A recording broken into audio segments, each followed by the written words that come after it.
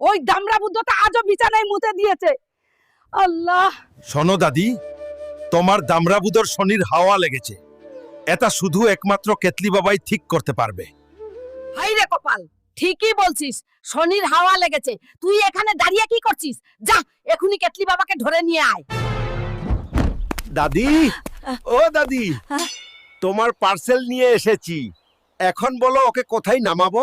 আহারে হালকা, এ কি বিরাট সমস্যা। তোমার দাদুর তো পাইপ ফেটে গেছে। এটা ঠিক করতে হল ওনাকে ষাঁড়ের তেল খাওয়াইতে হবে। হালকা, শুনলি কেতলি বাবা কি বললো? তুই যেখান থেকে পারিস এখনি একটা শাক ধরে নিয়ে আয়, না হলে এই বুড়ো মুতে ঘরবাড়ি সব ডুবিয়ে ফেলবে। আমার সঙ্গে পাগলামি।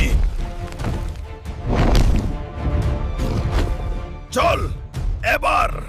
দাদি, এই নাও তোমার আর একটা পার্সেল। হালকা, একদম ঠিক কাজ করছিস। এবারের তেল খাওয়ালেই বুড়ো ভালো হয়ে যাবে।